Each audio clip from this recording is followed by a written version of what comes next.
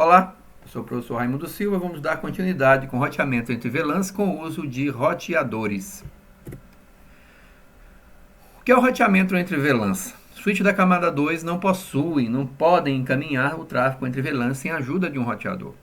O roteamento entre VLANs é o processo no qual se encaminha o tráfego de uma VLAN para outra usando o roteador.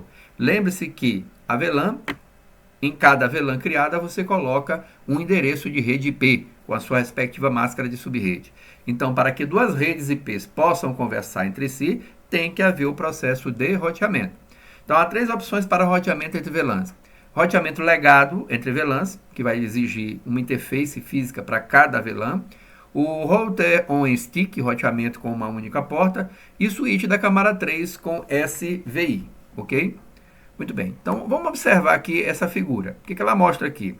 Ela mostra aqui uma VLAN 10 e uma VLAN 30. A VLAN 10 eu tenho aqui o PC1 e tenho essa interface, a gigabit 0/0 do roteador, pertencente também a essa VLAN 10 e será o gateway dessa rede. O que eu tenho aqui desse outro lado? Eu tenho uma outra VLAN, aonde participam dela essas duas interfaces, a F02 está ligada ao roteador e a F06 está ligada a esse PC3. Então, essa porta do roteador, que é a Gigabit Ethernet 0/1, vai ser o default gateway da VLAN 30, do endereço IP da VLAN 30. E o Gigabit 0/0 vai ser o default gateway da VLAN 10. Então, o roteamento entre VLANs baseado em roteador é um processo para o desvio de tráfego de redes de uma VLAN para outra VLAN usando um roteador. Muito bem. Roteamento legado entre VLANs. Antigamente, as interfaces do roteador eram usadas para fazer o roteamento entre VLANs.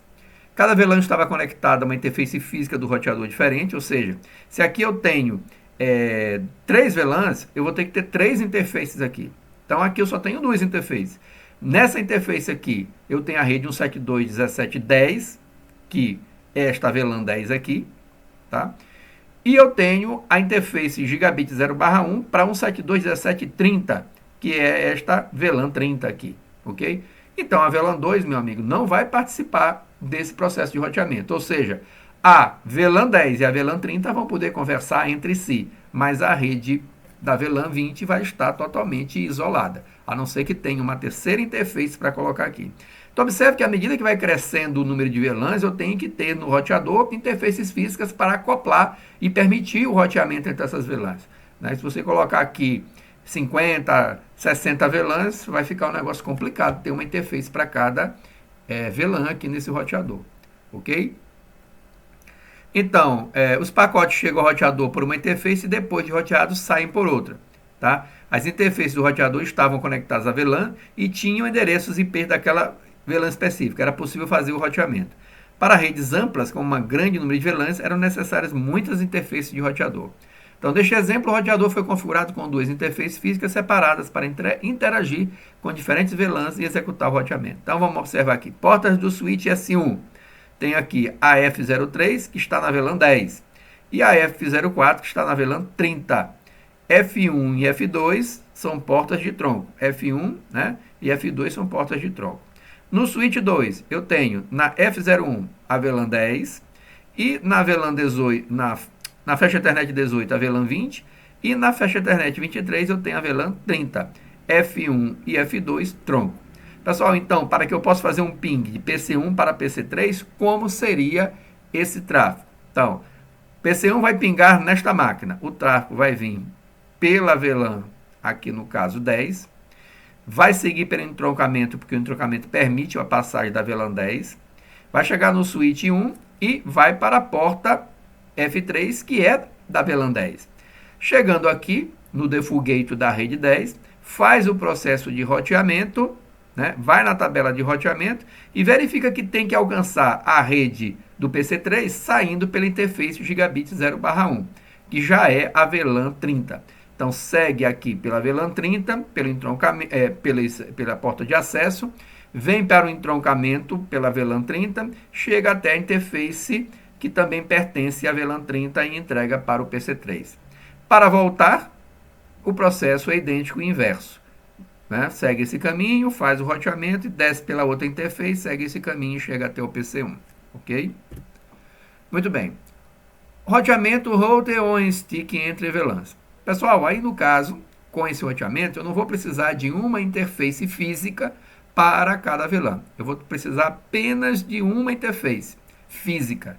E nessa interface física são criadas diversas VLANs lógicas, portas lógicas.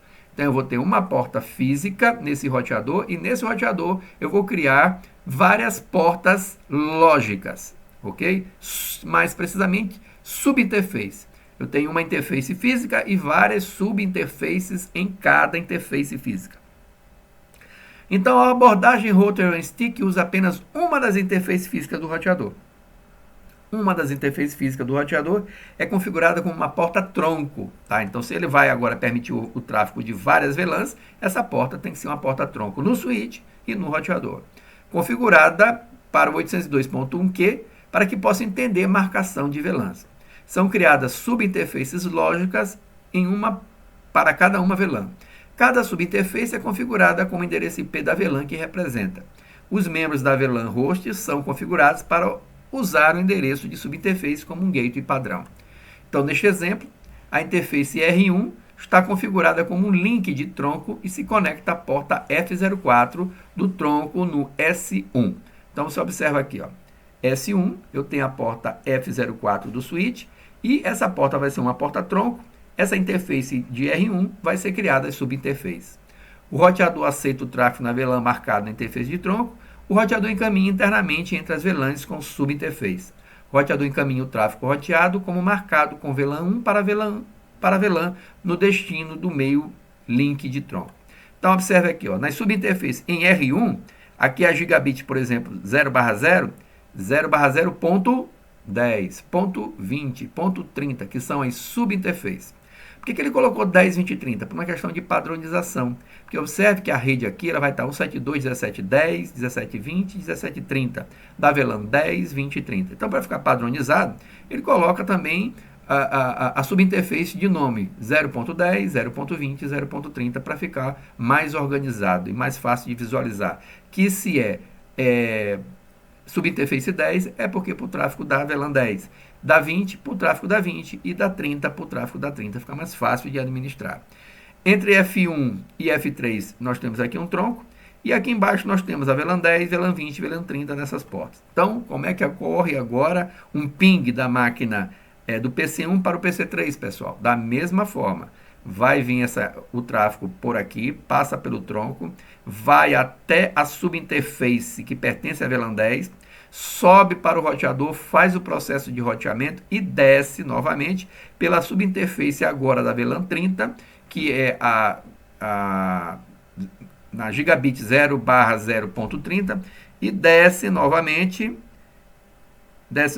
para o switch, volta pelo tronco, é direcionado agora para o destinatário, que vai responder. Para responder, faz o processo inverso. Volta novamente, faz o processo de roteamento e volta até a máquina final. Esse é o roteamento on-the-stick, onde a grande vantagem é que você não precisa mais de uma interface física para cada VLAN. Você vai agora criar subinterfaces em uma única interface física para tantas quantas forem as VLANs. Configurar o roteamento legado entre VLANs. Preparação. Então aqui, como é que a gente faria essa configuração? O roteamento legado entre VLANs requer que os roteadores tenham várias interfaces físicas. Cada interface física do roteador é conectada a uma única VLAN. Cada interface também é configurada com o endereço IP da subrede associada àquela VLAN específica. Os dispositivos de rede usam o roteador como gateway para acessar os dispositivos conectados aos demais. Então, nós temos aqui este exemplo e que nós precisamos configurar essas interfaces aqui. Como é que nós vamos fazer? Observe aqui. No switch, neste caso aqui, eu tenho a VLAN 10 e a VLAN 30. Configure as VLANs do switch e em seguida atribua a porta às suas respectivas VLANs. Neste exemplo, as portas S1 são configuradas como se segue.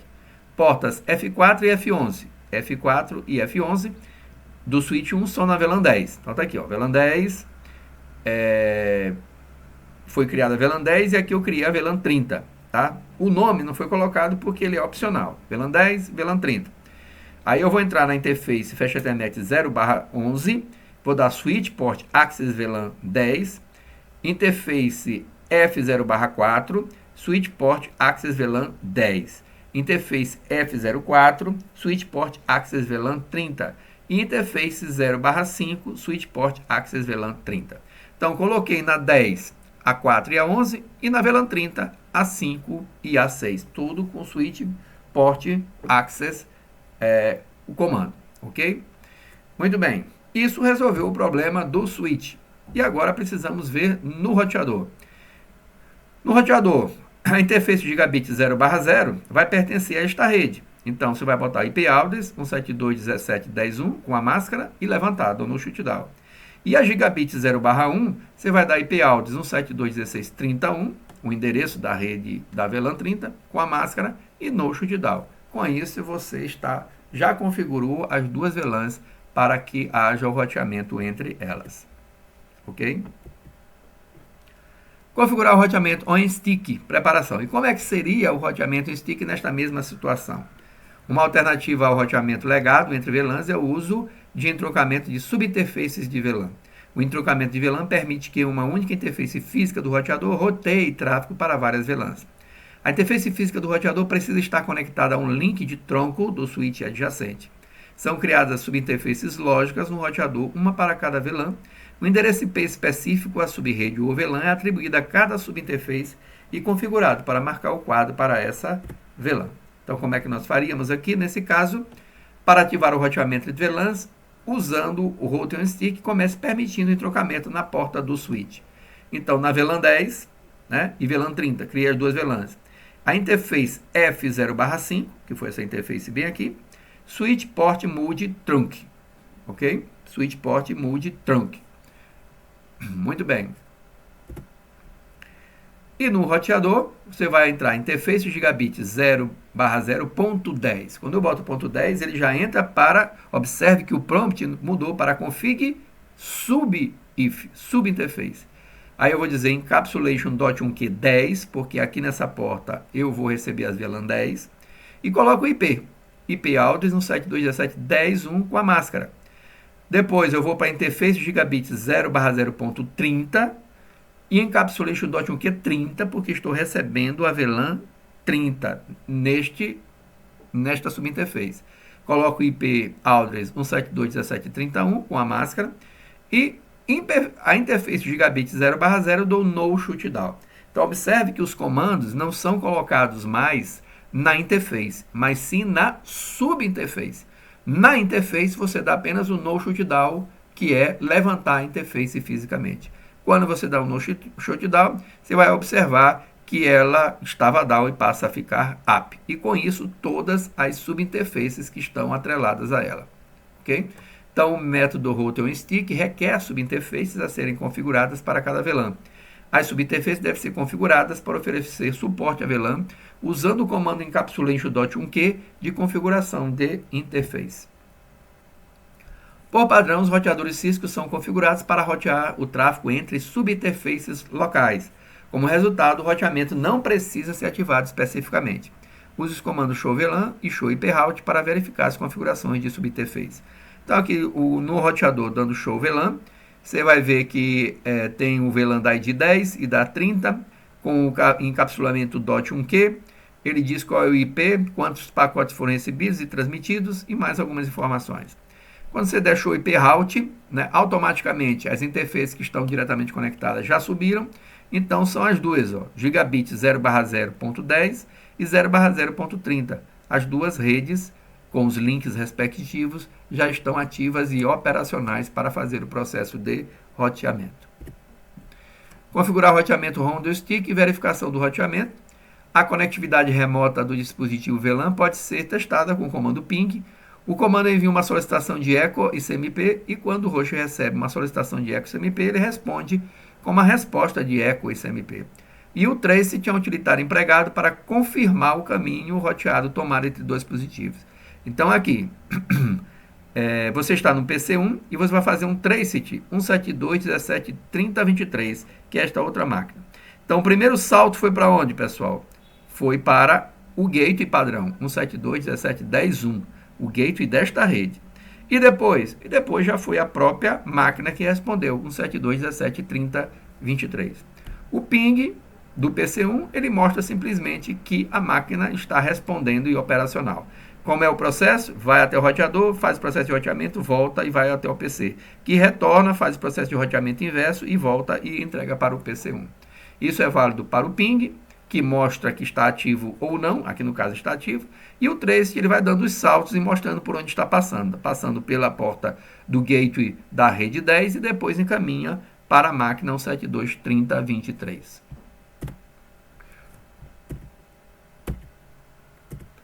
Ficamos por aqui, até o nosso próximo encontro.